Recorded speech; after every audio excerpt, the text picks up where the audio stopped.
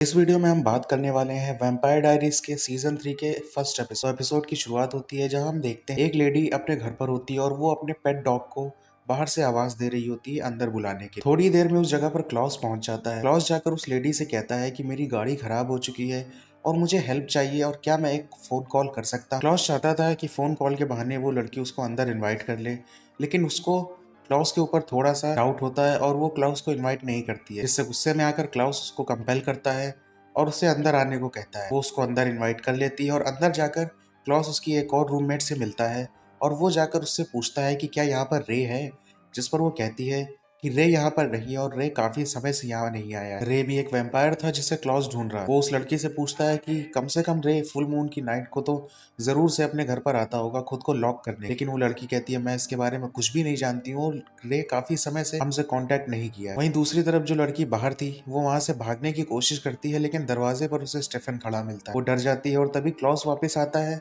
और वो स्टेफन से कहता है कि वो उन दोनों लड़कियों को मार। स्टेफन क्लॉस का ऑर्डर मानता है और उन दोनों लड़कियों को मार देता है। चीखें सुन के क्लॉस को काफी ज्यादा खुशी महसूस होती है। वहीं टेनेसी से सीन शिफ्ट होता है सीधे मिस्टिक हिल्स, जहां हम देखते हैं कैरोलाइन की मॉम शेरिफ और डेमन और एंडी ये सभी मिलकर एलिना की हेल्प कर रहे हैं स्टेफन को ट्रैक में। पता चलता है कि अब एलैरिक लीगल गार्डियन बनकर जेरेमी और एलिना की पेरेंटिंग के लिए उनके घर पर ही रहते हैं और वहीं एलैरिक वहां पे बाहर नीचे रखे हुए काउच पर सोता है, जिस पर एलिना उससे इंसिस्ट करती है कि उनके घर में 2 रूम और खाली हैं और उन्हें वहां पर रहना चाहिए। लेकिन एलैरिक कहता है कि एलिना के डेड पेरेंट्स या फिर आंट जना के रूम में रहकर वो उनको डिसरिस्पेक्ट नहीं करेगा और इसी वजह से वो काउच पर ही। वहीं हम देखते हैं कि एलिना का बर्थडे भी है, जिस पर कैरोलाइन एलिना को कॉल करके कहती है उसने एक पार्टी ऑर्गेनाइज की है सेल्वेटोर हाउस, जो सुनकर एलिना पहले तो मना करती है, लेकिन कैरोलाइन कहती है उसे ये छोटे छोटे पल एंजॉय करना चाहिए और काफी इंसिस्ट करने के बाद में एलिना मान जाती है। वहीं कैरोलाइन एलिना को उस हादसे के बारे में बता, जो सुनकर एलिना सीधे डेमन के पास जाती है, जहाँ डेमन एंडी के साथ में होता है और वो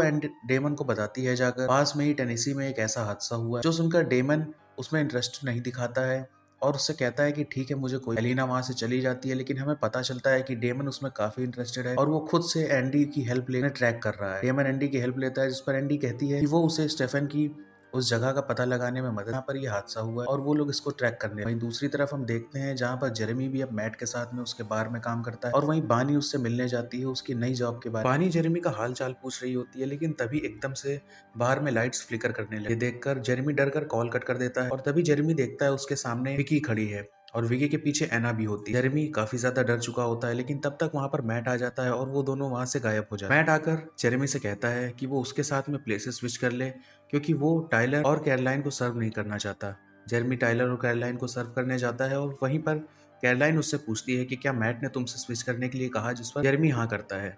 टाइलर बताता है कि उसकी मॉम को भी ऐसा लगता है जैसे मैं और कैरोलाइन डेट कर रहे हैं और जिस वजह से कैरोलाइन कहते हैं कि हाँ, तभी मिस लॉकवुड मुझे अजीब तरीके से देख। वहीं दूसरी तरफ हम देखते हैं जहाँ डेमन और एलैरिक एक साथ मिलकर उसी घर पे होते हैं जहाँ पर क्लॉस और स्टेफन ने अटैक किया था। डेमन वहां जाकर देखता है 2 लड़कियों की डेड बॉडी का सिर धड़ से उखड़ा हुआ। डेमन देखकर समझ जाता है ये स्टेफन का काम है, क्योंकि स्टेफन जब आउट ऑफ कंट्रोल होता है तो वो ब्लड पीते पीते विक्टिम का सिर उखाड़ देता है। इसी वजह से उसे रिपर बोलते हैं। वो लोग उस घर को इन्वेस्टिगेट करते हैं और तभी उन्हें दिखता है एक चेंबर जहाँ पर काफी सारी चेन्स और वेयरवुल्फ को बांधने का सामान था। वो समझ जाते हैं कि ये घर एक वेयरवुल्फ को बिलोंग करता है और स्टेफन और क्लॉस यहाँ पर आए। डेमन उस घर से सबूत मिटाने के लिए उस घर को जला देता है और वहां से एलैरिक और डेमन निकल। वहीं दूसरी तरफ हम देखते हैं जहाँ पर क्लॉस और स्टेफन भी एक बार में पहुंचते हैं जहाँ पर रे बैठा होता है। स्टेफन बार के सभी लोगों को कंपेल कर देता है और वहीं दूसरी तरफ रे से जाकर क्लॉस बात करता है और कहता है जो तुम्हारी मदद चाहिए और तुम बताओ तुम कहाँ पर अपना ट्रांसफॉर्मेशन करते हो। वो उसकी बातें सुनने को तैयार नहीं होता। तभी क्लॉस बताता है कि वो एक हाइब्रिड, पर रे को भरोसा नहीं होता और वो कहता है ऐसा होना पॉसिबल नहीं है। इधर स्टेफन एक एक करके बार के सभी लोगों को मारने लगता है, लेकिन वो उनकी गर्दन उखाड़े तभी उसे काफी रिग्रेट फील होता है, तो उन सबको वापस से कनेक्ट करके वहां से क्लॉस के पास चला आता है। वहीं क्लॉस रे को बांध देता है और उससे कहता है कि तुम मुझे बताओ वरना मैं तुम्हें छोड़ूंगा नहीं, जिस पर रे कहता है कि तुम मुझे कंपेल नहीं कर सकते हो, मैं एक वेयरवुल्फ। वहीं दूसरी तरफ हम देखते हैं जहाँ सेल्वेटोर हाउस में पार्टी चल रही होती है और वहीं कैरोलाइन, मैट, टाइलर और कैरोलाइन एलिना से बात कर रही होती है और वहीं कैरोलाइन कहती है कि शायद से डेमन तुमसे प्यार करता है और इसी वजह से वो स्टेफन को नहीं ढूंढना चाहता है, लेकिन डिफेंड करते हुए डेमन एलिना कहती है कि नहीं, वो अपने भाई को ढूंढना जरूर चाहता है और वो जानता है कि वो क्या कर रहा है। वहीं दूसरी तरफ स्टेफन वुल्फ वेन निकाल कर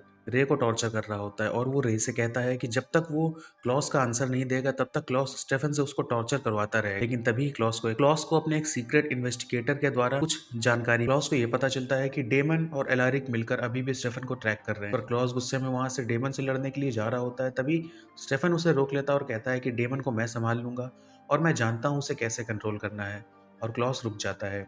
वहीं दूसरी तरफ हम देखते हैं जहाँ बर्थडे प्रेजेंट के तौर पर डेमन एलिना को उसका नेकलेस वापस करता है जो उसको स्टेफन ने दिया, और एलिना उसको लेकर काफी इमोशनल हो जाती है। वहीं वो लोग पार्टी ज्वाइन करने के लिए जैसे ही घर के नीचे आते हैं तब उन्हें देखने को मिलता है कि कैरोलाइन ने शायद से पूरे के पूरे कॉलेज को ही इनवाइट कर लिया है पार्टी में जेरेमी, मैट, टाइलर और कैरोलाइन भी होते हैं और वो लोग पार्टी ज्वाइन करते हैं। पार्टी में हम देखते हैं जहाँ पर जेरेमी और मैट मिलकर वीड स्मोक कर रहे होते हैं और ये चीज एलिना देख लेती है। एलिना ये देखकर अलारिक के पास जाती है और उससे कहती है कि जेरेमी आपकी काफी रिस्पेक्ट करता है और शायद से हमारे उसको मनाने पर जेरेमी मान जाए और ये गलत काम ना करे। वहीं दूसरी तरफ हम देखते हैं जहाँ पर टाइलर अपनी एक डांस पार्टनर के साथ डांस कर रहा था और ये चीज देखकर कैरोलाइन काफी ज्यादा जेलस फील कर रही है। कैरोलाइन से मैट बात करने आता है लेकिन उन दोनों के बीच में आर्ग्यूमेंट हो जाता है क्योंकि मैट काफी समय से कैरोलाइन को इग्नोर कर रहा था। और वहीं उसके बीच टाइलर और उसकी डांस पार्टनर भी आ जाता है और कैरोलाइन गुस्से में टाइलर की डांस पार्टनर को कंपेल करती है उस पार्टी से चले जाने के लिए और वो वहां से चली जाती है। वहीं हम देखते हैं जहाँ पर टाइलर और कैरोलाइन के बीच में भी बहस हो जाती है। तब मैट को देखते हैं जो कि काफी ज्यादा ड्रंक होता है और जिस पर जेरेमी उससे कहता है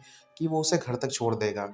जैसे ही वो मैट को लेकर कार के पास जाता है वो देखता है कि विकी होती है कार में और वो उससे हेल्प मांगती है। जेरेमी के मुंह से विकी का नाम निकल जाता है और ये सुनकर मैट भी कंफ्यूज हो जाता है। वहीं दूसरी तरफ एंडी अपने स्टूडियो में काम कर रही है और वहीं पर स्टेफन पहुंच जाता है। स्टेफन को देखकर एंडी काफी खुश होती है और कहती है कि मैं, डेमन और सभी लोग मिलकर काफी समय से तुम्हें ढूंढ रहे हैं। जिस पर स्टेफन उससे कहता है कि मुझे ट्रैक करना बंद करो और वो एक वैम्पायर में कन्वर्ट होने लगे। ये देखकर एंडी डर जाती है और स्टेफन उसको कंपेल करता है। वहीं तभी एंडी का मैसेज आता है डेमन को जो कि कहती है कि मुझे आकर के पिकअप कर लो मेरे स्टूडियो से। वो वहां से निकल जाता है। वहीं दूसरी तरफ हम देखते हैं कैरोलाइन रूम में बैठकर चुपचाप ब्लड बैग। तभी एलिना वहां पहुंचती है और उससे कहती है कि केक काटने का उसका मन नहीं। जिस पर कैरोलाइन उससे कहती है कि स्टेफन के चले जाने पर छोटी छोटी खुशियों को खत्म नहीं करना चाहिए एलिना को और उसको एंजॉय करना चाहिए। लेकिन एलिना कहती है कि वो तो सिर्फ और सिर्फ चाहती है वो जाने स्टेफन कहाँ है और क्या वो ठीक है। तभी वो लोग डेमन का क्लोसेट चेक करते हैं और वहां पर उन्हें वो सारे प्रूफ्स और एविडेंस मिलते हैं जो डेमन मिलकर क्लॉस और स्टेफन के बारे में कलेक्ट कर रहा था और जिससे उन्हें पता चलता है कि डेमन भी सीक्रेटली उन दोनों को ट्रैक कर रहा है। वहीं दूसरी तरफ हम देखते हैं जहाँ पर रे भी क्लॉस को उसका सारा पता बता देता है और डेमन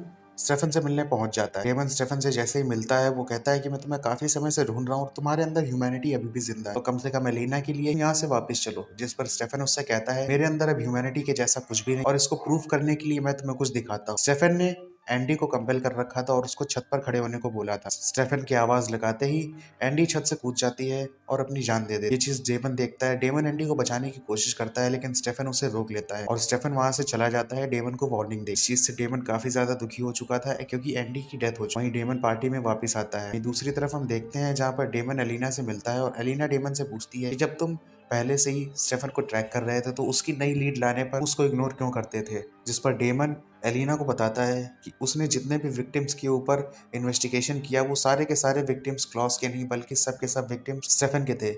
ये सुनकर एलिना को बिलीव नहीं होता और एलिना कहती है स्टेफन ऐसा नहीं कर सकता। जिस पर डेमन उससे कहता है कि अब स्टेफन पूरी तरीके से एक रिपर में कन्वर्ट हो चुका है और अब उसके अंदर की ह्यूमैनिटी भी खत्म हो चुकी है। हम देखते हैं जहाँ स्टेफन क्लॉस के पास वापस पहुंच चुका है और क्लॉस ये देखकर कहता है कि हाँ मैं जानता था तुम वापस आओ। जिस पर स्टेफन कहता है कि मुझे अब कोई हमदर्दी नहीं है मेरे फ्रेंड्स फैमिली से। जिस पर क्लॉस कहता है कि तुम झूठ काफी अच्छा बोल लेते हो और इमोशन भी काफी अच्छे से छुपा, जो देखकर हमें समझ में आता है कि स्टेफन अभी भी अपने फैमिली के साथ में रहना चाहता है और सबके पास वापस आना चाहता है लेकिन वो ऐसा नहीं कर पा रहा क्योंकि अगर उसने ऐसा किया तो क्लॉस डेमन को मार देगा और उसे ये भी पता चल जाएगा कि एलिना जिंदा है। वहीं दूसरी तरफ हम देखते हैं जहाँ एलिना अपने घर पर होती है और एलारिक अपना सामान पैक कर रहा होता है और वहां से जा रहा होता है। वो एलिना से कहता है कि अब वो ऑफिशियली 18 की हो चुकी है और खुद का और अपने भाई का ध्यान रख सकती है, इसीलिए अब उसे एक पेरेंटिंग की जरूरत और साथ एलारिक कहता है कि वो एक अच्छा पेरेंट है। वहां से चला जाता है। तभी एलिना को एक अननोन नंबर से कॉल आता है। एलिना कॉल पिकअप करती है और वो कॉल होता है स्टेफन। स्टेफन ने सिर्फ और सिर्फ एलिना की आवाज सुनने के लिए कॉल किया था और वो दूसरी तरफ से कुछ नहीं बोलता लेकिन एलिना समझ जाती है कि ये स्टेफन का कॉल है। एलिना स्टेफन से कहती है कि उसे हिम्मत रखनी होगी और वो जानती है कि वो फिर से मिले। स्टेफन अपना सिर नॉक करके रोने लगता है। दूसरी तरफ हम देखते हैं जहाँ पार्टी में कैरोलाइन और टाइलर की बहस हो जाती है। टाइलर उससे कहता है कि अगर उसको जेलस फील हो रहा है तो वो बता दे लेकिन उसने उसकी डांस पार्टनर को कंपेल करके यहाँ से क्यों भेज। जिस पर कैरोलाइन उससे कुछ नहीं बोलती और वहां से गुस्से में जाने लगती है। तभी हम देखते हैं रास्ते में मिस लॉकवुड